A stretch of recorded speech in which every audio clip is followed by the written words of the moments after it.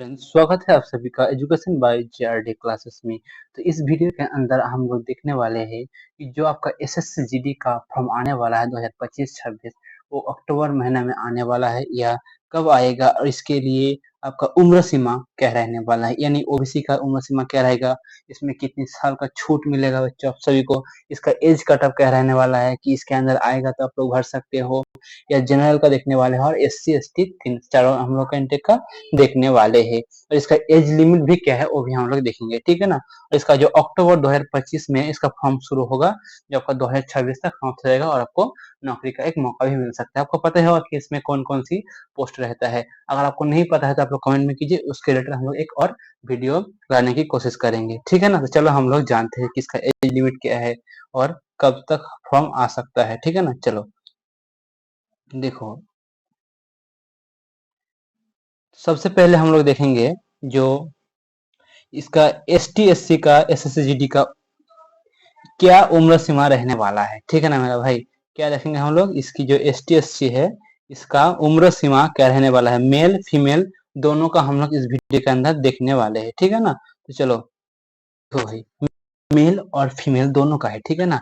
यानी जो S T S C category से आप लोग आता है, उनका अगर उम्र सीमा आपका 18 से 28 तक आ रहा है, तो आप लोग बिल्कुल इस फॉर्म को भर सकते हैं। यानी S S C G D, जिसका क्वालिफिकेशन मात्र आपका लगता है 10 पास, ठीक है ना।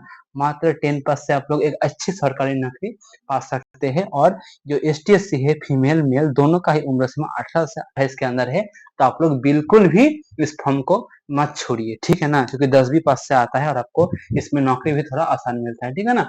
तो चलो अब देखेंगे हम लोग दूसरा कैटेगरी का, यानी ओबीसी का। ओबीसी का मेल फीमेल का दोनों देखने वाले हैं हम लोग। देखिए, जितने भी साथी ओबीसी में आता है, OBC B, OBC A B, मतलब ऑन टू उसमें आता है, ठीक है ना, सभी का यही रहने वाला है। यानी जिसका भी 18 से लेकर 26 ईयर्स, मतलब 18 से, अगर आपका उम्र 18 से लेकर 26 ईयर तक है, यानी देखिए 2000 से, अगर आपका 2000 से, ठीक है ना, 2000 से 2008 तक, 2000 से 2008 तक अगर उम्र सीमा, मतलब इसके अंदर आपका जन्म हुआ है और 1 जनवरी 2026 तक, तो आप इस भर्ती के लिए बिल्कुल एलिजिबल है, ठीक है ना। और इसका उम्र 18 से 26, ठीक है ना। तो यहाँ पर भी आपको अच्छा खासा छूट मिल रहा है। और क्या क्या बोले मैंने, बिल्कुल 10 पास से आप इसको भर सकते हैं, तो आप लोग जरूर भरिएगा, ठीक है ना। अब हम लोग जो देखने वाले हैं क्या, जनरल का। वैसे जनरल का क्या रहने वाला है, देखो मेरा भाई, जनरल का इसमें क्या रहने वाला है मेरे दोस्त। देखो भाई, जनरल का यानी मेल और फीमेल दोनों जो जनरल में आता है, ठीक है ना, जो दोनों जनरल में आता है, मेल और फीमेल हम लोग दोनों का देखने वाले हैं। देखिए, अगर आपका 2003 में, 2003 से लेकर 2008 के बीच आपका जन्म हुआ है, ठीक है ना, 2003 से लेकर 2008 के बीच आपका जन्म हुआ है, तो आप बिल्कुल इस भर्ती के लिए एलिजिबल हो, ठीक है ना।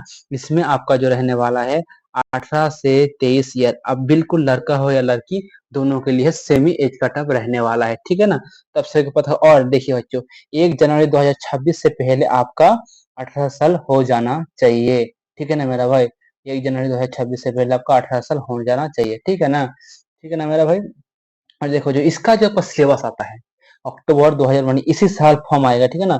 2025 2025 में आपका अक्टूबर में इसका फॉर्म आने वाला है, ठीक है ना मेरे दोस्त। इसका 2025 में अक्टूबर में आपका फॉर्म जरूर आ जाएगा, और मार्च अप्रैल तक शायद आपका एग्जाम करा लिया जाए, ठीक है ना। और इसका जो सिलेबस रहने वाला है, देखो भाई, जीके से पूछा जाता है 20 प्रश्न, और मैथ से पूछा जाता है बच्चों, मैथ से पूछा जाता है आपका 20 प्रश्न, ठीक है ना।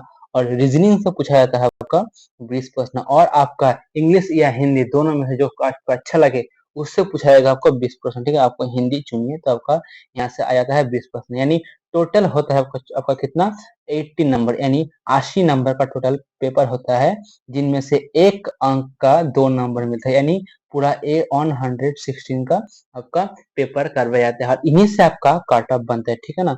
और जिनका भाई NCC C B A certificate रहता है, उनको भी अच्छा खासा छूट मिल जाता है, ठीक है ना। क्या आपको छूट मिलता है, तो आइए, और नहीं होते उनमें आपको नंबर भी ऐड होगा, ठीक है। जिनका एनसीसी सी वाला सर्टिफिकेट है उनको नंबर मिलता है, यानी आपका रिटन एग्जाम में नंबर, ऐड होगा, उससे आपका मैथ में बहुत ही फायदा होने वाला है।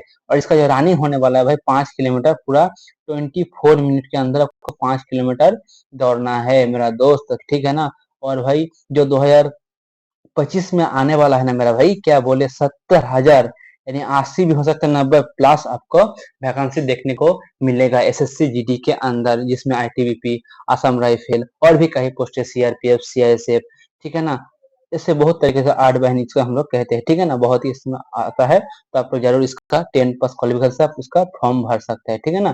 तो आशा करता हूँ आप सभी को समझ में आ गया कि इनका एज लिमिट क्या है, कब तक फॉर्म आ सकता है, कौन कौन भर सकता है, इसका सिलेबस में क्या नया कुछ जोड़ा गया है कि नहीं, ठीक है ना। तो आशा करता हूँ समझ गए होंगे। तो चलो मिलते हैं अगले क्लास में, तब तक के लिए जय हिंद, जय भारत, वंदे मातरम।